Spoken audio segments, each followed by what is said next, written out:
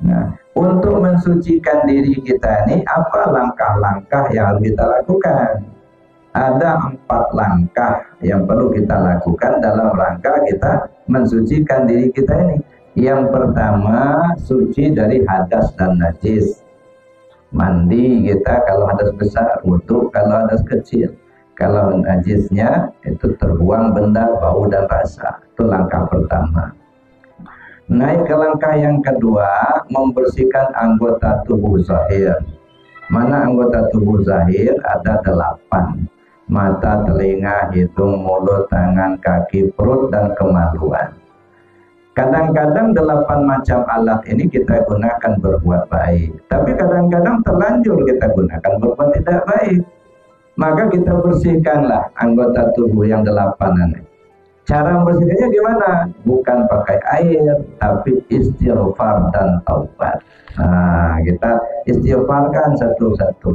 Astaghfirullahaladzim, ya Allah ampuni segala dosa kesalahan mata aku. Nah, 1. Astaghfirullahaladzim, ya Allah ampuni segala dosa kesalahan telinga aku. Nah, begitulah seterusnya itu.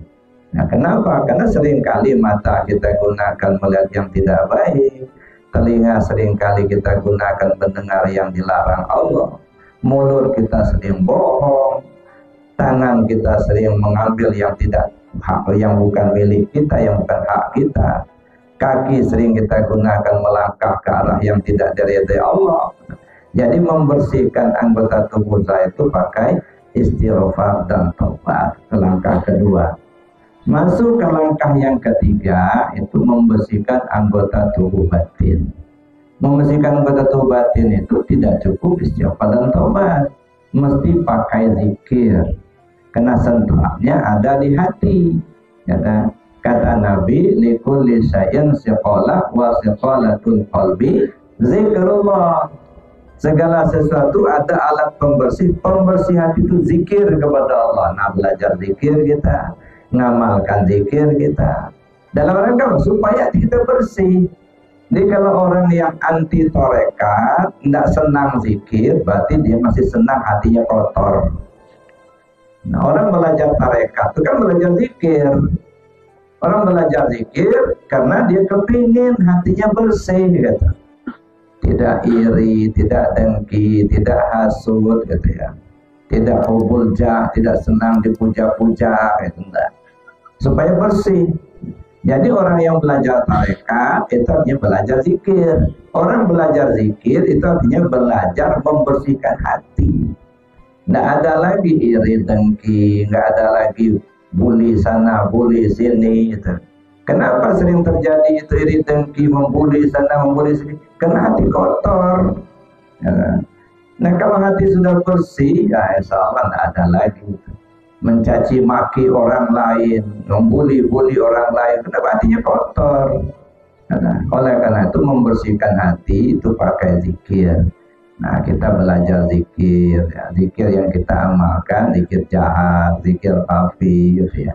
Itu kita amalkan. Kita amalkan membersihkan hati. Memang dulu Bapak Ibu ya, mungkin kita masih SD, yang masuk TK dulu masih di TK, gitu ya. Ibu guru sudah ngomong, nah nggak boleh iri dengki sama teman sebangku. Oh ya Bu, masuk kita ke SD, ibu guru, pak guru ngomong begitu juga, nggak boleh iri dengki sama orang lain. Masuk SMP, masuk SMA juga begitu, nggak boleh iri dengki sama orang lain. Di masyarakat, kiai, ustadz ngomong jangan iri sama orang lain. Tetapi itu baru informasi Bapak Ibu. Sekarang sudah ada aksi belum? Itu kalau informasi. Informasi dari orang lain, dari guru kita, dari ustaz, dari kiai, tidak boleh iri dengki sama orang lain. Apakah hilang iri dengki kita dengan informasi? Enggak. Kami contoh ya, kita ini punya kebun, ya, kebun kita ini kebun cengkeh. Umpama ya. Nah, begitu kita sudah tanam cengkeh, kita biarin alang-alangnya tumbuh tinggi-tinggi, alang-alangnya, gitu ya. lewat satu orang, Masya Allah Pak, ini kalau dibiarkan alang-alang ini bisa mati cengkehnya nanti. Oh ya, makasih. Datang lagi satu orang, nah ini alang-alangnya tinggi Pak, ini kalau dibiarkan nanti nggak bagus cengkehnya. Ya, makasih. Biar ribuan orang ngomong seperti itu, apa alang-alangnya langsung pulang? Enggak, tetap subur saja. Apa alang-alangnya langsung mati? Enggak. Nah, ini informasi dari orang lain supaya alang-alangnya punah, alang-alangnya bersih, ya tidak ada alang-alang di kebun kita, cengkeh kita bagus. Gimana caranya? Ambil aksi. Informasi sudah kita terima. Alang-alang kalau dibiarkan cengkeh bisa mati. Alang-alang kalau dibiarkan nanti tanaman tidak bagus. Itu informasi. Kalau tidak ada aksi, tetap saja lalangnya tumbuh subur, Pak. Nah, begitu juga tadi. Walaupun dari TK, dari SD, dari SMP, SMA, di masyarakat, dan ngomong orang, ya, nggak boleh iri dengki sama orang lain. Itu baru informasi. Sekarang ada aksi tidak? Nah ibarat kebun tadi, begitu kita terima informasi, ambil aksi. Cari randap, semprot, alang-alangnya mati. Nah itu namanya aksi. Tapi kalau nggak ada aksi, tetap saja alang-alang itu subur. Nah begitu juga tadi, iri dengki, walaupun guru di TK sudah ngomong, di SD sudah ngomong, nggak boleh iri dengki sama teman sebangku, nggak boleh iri dengki sama orang lain. Di masyarakat kita kiai, ustadz ngomong juga begitu, nggak boleh iri dengki sama orang lain. Kalau nggak ada aksi, tetap subur saja sampai tua, tetap iri dengki itulah. Kenapa? Nggak ada aksi. Sekarang ambil aksi. Bagaimana cara supaya hilang iri dengki tadi?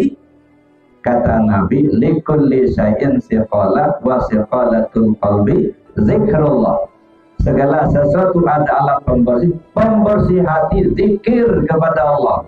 Nah, maka kita amalkan la ilaha illallah, la ilaha illallah dalam rangka membersihkan hati kita itu.